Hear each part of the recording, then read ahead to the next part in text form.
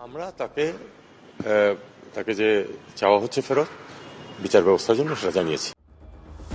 শেখ হাসিনাকে বন্দী করতে চায় বাংলাদেশ।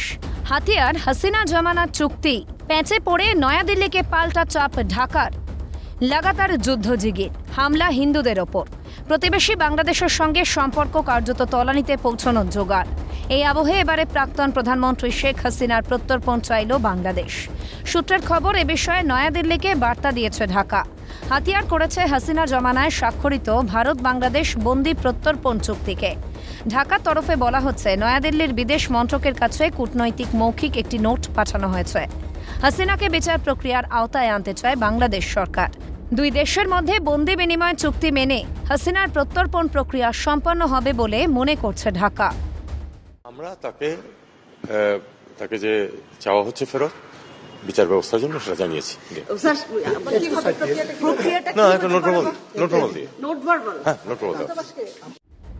আন্তর্জাতিক সম্পর্ক বিশেষজ্ঞরা মনে করছেন, যুদ্ধজিগির হিন্দু হত্যা অত্যাচারের ঘটনায় চাপে রয়েছে বাংলাদেশ প্রশাসন। এই আবহে হাসিনার প্রত্যর্পণ চেয়ে নয়াদিল্লির ওপর পাল্টা চাপ বাড়ানোর রাস্তা বেছে নিল ঢাকা।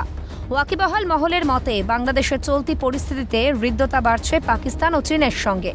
ইসলামাবাদ ও বেজিংয়ের বুদ্ধিতেই নয়াদিল্লির বিরুদ্ধে কৌশলী পদক্ষেপ ঢাকার। এর ফলে একদিকে শেখ হাসিনাকে বন্দি দেখিয়ে আন্তর্জাতিক মঞ্চে নয়াদিল্লির ওপর চাপ সৃষ্টি, অন্যদিকে বন্দিকে আশ্রয় দেওয়ার জন্য আন্তর্জাতিক মঞ্চে ভারতের ভাবমূর্তি খাটো করার চেষ্টা। বিশ্বকে দেখানো যাবে নয়াদিল্লি আসলে অপরাধীদের আশ্রয় দিচ্ছে। দুটো দেশের যখন এই টাইপাটাইট প্রত্যর্পণ চুক্তিটা স্বাক্ষরিত হয়, সেখানে কিন্তু স্পেসিফিক ক্লজ ছিল, যেই ক্লজে পরিষ্কার বলা আছে, দুদেশের প্রত্যর্পণের যদি কোনো ব্যক্তি বা কোনো একাধিক ব্যক্তির প্রত্যর্পণের প্রশ্ন যদি কোনো দিন আসে কোনো একটা পরিস্থিতিতে, তাহলে সেই প্রত্যর্পণের কারণসঙ্গত পার্টটাকে কিন্তু যে কোনো দেশ অপর দেশকে যার কাছে চাইছে তাকে দেখাতে হবে, প্রথম। দ্বিতীয়, এই প্রত্যর্পণটা কোনোভাবে পলিটিক্যাল হবে না। চতুর্থ, যদি কোনো দেশ, দুটো দেশের মধ্যে কোনো দেশ কোনো প্রত্যর্পণের ক্ষেত্রে বোঝে যে প্রত্যর্পণটা রাজনৈতিক অভিসন্ধির থেকে হচ্ছে, এটা হত্যা, গুম খুন এই ধরনের যে ক্রাইম, ক্রিমিনাল অ্যাক্টিভিটি নয়, ক্রিমিনাল অ্যাক্টিভিটির আড়ালে এইটাকে নেওয়া হচ্ছে ইন্টেনশনালি পলিটিক্যাল ইন্টেনশনের দৃষ্টিকোণ থেকে, তাহলে কিন্তু এই প্রত্যর্পণটা একটি দেশ ক্যান্সেল করতে বাধ্য। আরেকটা ক্লজ ছিল, সেটা খুব ভাইটাল, মনে রাখতে হবে।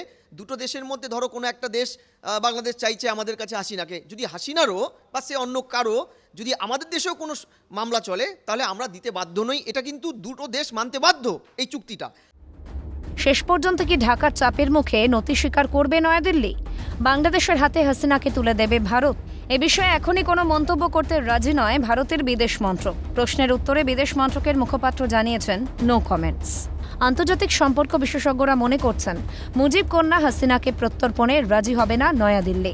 নয়াদিল্লির সঙ্গে দীর্ঘ সুসম্পর্কের ইতিহাস রয়েছে হাসিনার। তার আমলেই নয়াদিল্লি ও ঢাকার মধ্যে একাধিক চুক্তি হয়েছে। ফলে হাসিনার প্রত্যর্পণ ইস্যুতে ঢাকার কৌশলী চালের মুখে নতি স্বীকার করবে না নয়াদিল্লি।